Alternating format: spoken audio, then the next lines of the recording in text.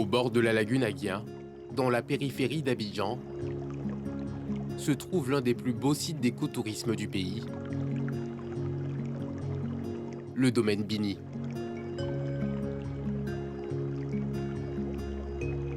Bini, du nom de son propriétaire Jean-Marc Bini, fervent défenseur de la nature.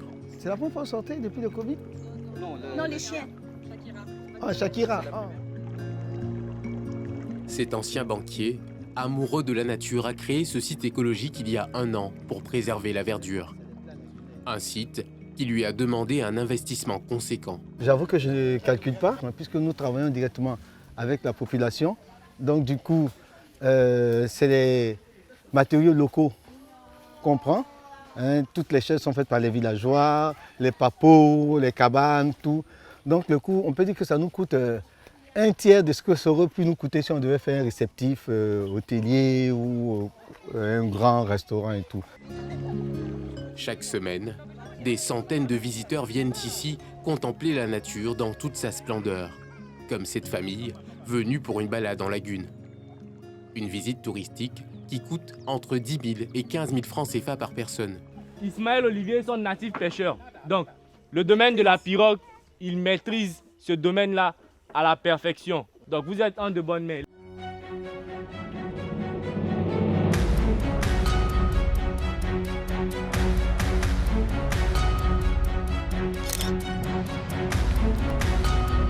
45 minutes de pur bonheur pour cette famille qui va découvrir de plus près les merveilles de la nature et l'histoire de ce lieu. » Tu peux me donner rapidement le nom de cette lagune et puis on avance. La ville est brillée.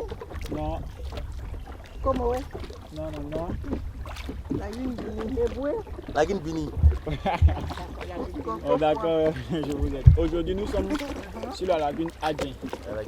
Ici, ce n'est pas la lagune Eboué, Komoé, ici c'est la lagune Adjien.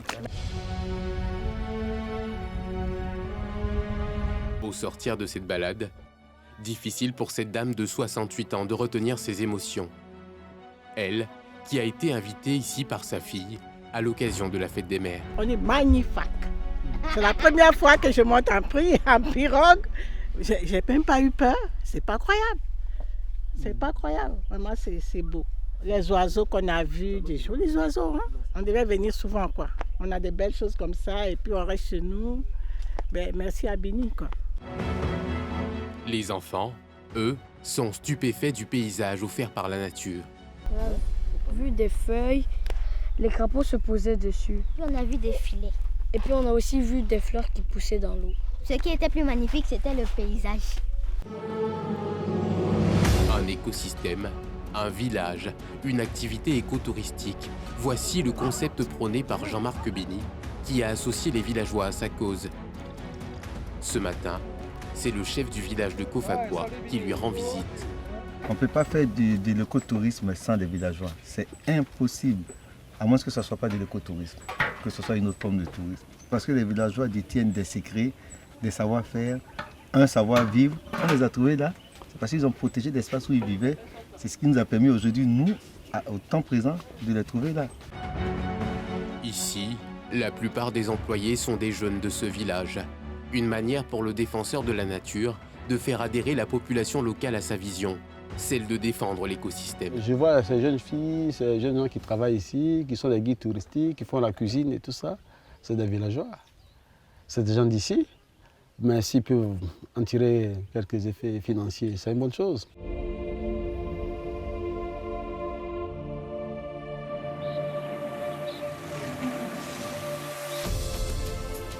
Mais l'histoire du domaine Bini, elle commence ici, sur ce site.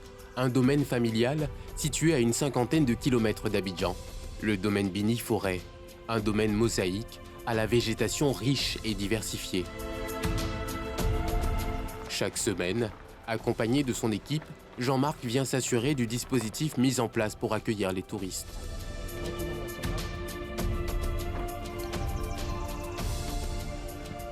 Une famille de 10 ici. Ok. Sur la table ronde, vous avez la famille de 2. Ok. Vous avez prévu aussi les imprévus, tu sais, chaque fois, hein? Il y a quelqu'un qui va appeler et puis...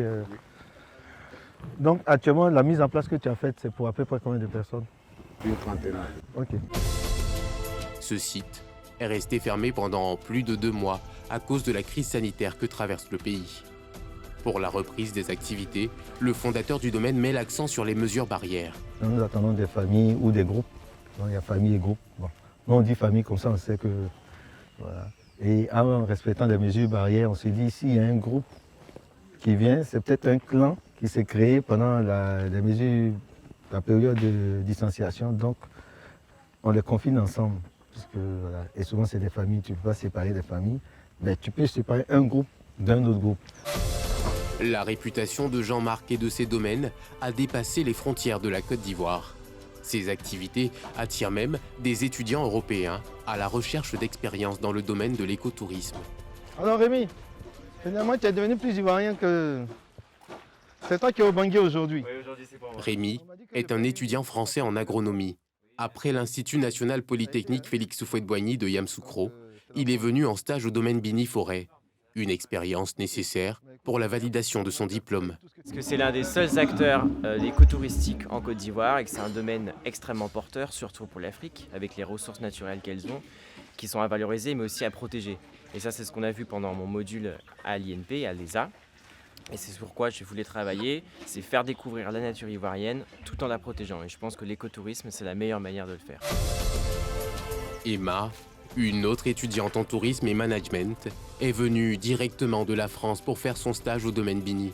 Un choix qui ne doit absolument rien au hasard. J'ai eu la chance de rencontrer M. Bini au Salon du tourisme de Paris qui a eu lieu en octobre. Je suis allée à son stand et puis vraiment son stand m'a inspirée et je me suis dit pourquoi pas faire son stage là-bas. Son concept me correspond. C'est vraiment un concept lié avec l'écologie, avec le bien-être des populations. Au domaine, elle est en charge du contrôle qualité. Ce matin, elle passe au peigne fin toutes les installations du site. Et quand un employé n'a pas fait son travail, il est immédiatement interpellé. Tu sais, je viens de vérifier les toilettes, il manque des cocos. Et tu sais qu'on accueille des touristes aujourd'hui. Donc il faut absolument remplir ça. Il y a beaucoup, ils sont allés chercher ça, ils arrivent à ça. Ils arrivent quand? La moto qui va aller chercher, ça va venir. D'accord. Donc après tu t'en charges. J'irai revérifier tout à l'heure. Ok. À la fin de la journée, elle attribuera des notes à chaque employé en fonction de son travail, avant de faire un point à Jean-Marc. Il est 10 h, les premiers touristes font leur entrée sur le site.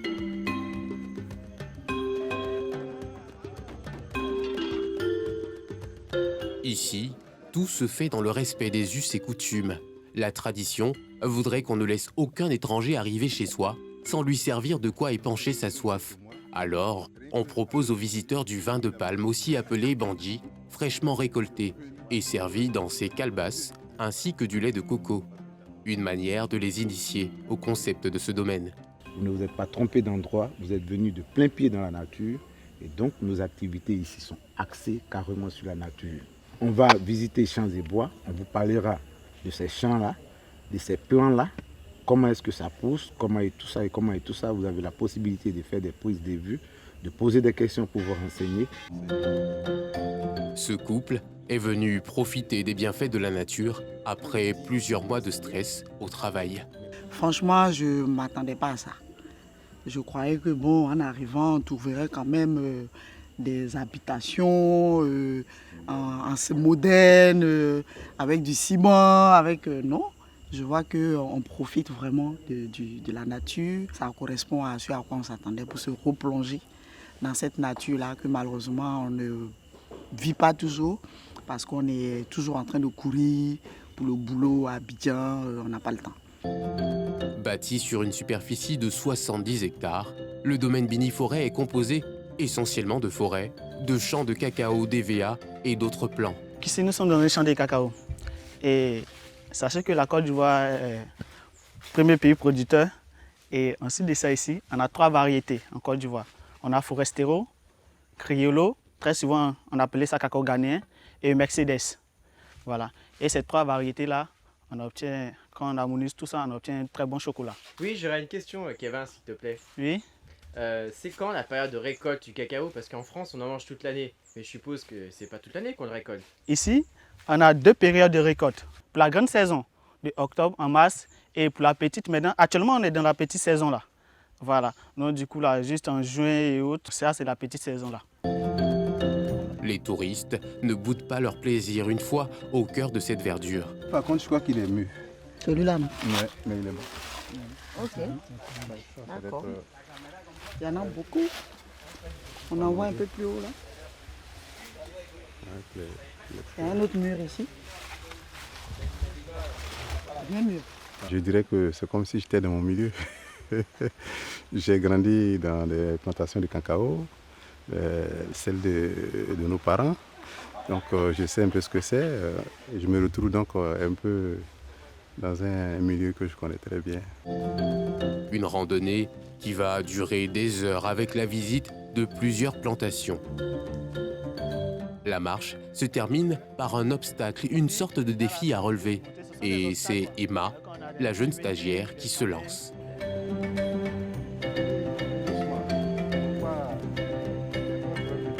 Voilà. Tranquillement, tranquille. Voilà. Ah, quand même là. Après plusieurs heures dans les champs, place au repas, appelé ici le festin des 10 doigts. Le repas, servi sous forme de buffet, se compose de poulet braisé au feu de bois, d'aloko, du foutou, du foufou et du poisson à l'étouffée. Ici, pas d'assiette ni de couvert, la nourriture est servie de la manière la plus simple. Comment on mange ici? Je suppose que vous connaissez le nom de cette feuille. C'est le Tomatococcus danieli. Bon, pour les Gaou et puis pour les habitués en Côte d'Ivoire, c'est la feuille d'attiéké. Aseptisée au vinaigre blanc. Donc on peut manger dans les deux sens, sinon en principe c'est comme ça. Donc pour manger la patate, la loco, tout ce qui n'est pas liquide. Et nos cuillères sont des calebasses recomposées. Voilà, donc on est à fond dans notre culture. Bon appétit, bon travail, le koutoukou passera pour vous donner de la force.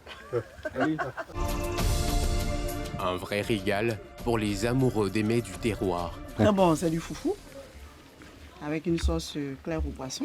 Très bon. Donc, vous voyez, tout est écolo. Le talier avec ma cuillère adaptée. Donc, je me régale. La détente se fait au choix. Les touristes ont la possibilité de se reposer dans ces cabanes sur pilotis ou dans un spa traditionnel avec un bain d'argile suivi d'un massage pour se relaxer. À la nuit tombée, c'est une autre ambiance. Des animations axées sur les contes et légendes, des danses traditionnelles au son d'un tam-tam pour garder en éveil les touristes. Il était une fois le chien, il habitait dans la brousse avec les animaux. En seulement 5 ans, Jean-Marc Bigny a réussi à imposer son concept. Un écosystème, un village, une activité écotouristique. Une activité dans l'air du temps et une potentielle manne financière avec 35% des voyageurs dans le monde qui seraient intéressés à réserver des vacances écotouristiques.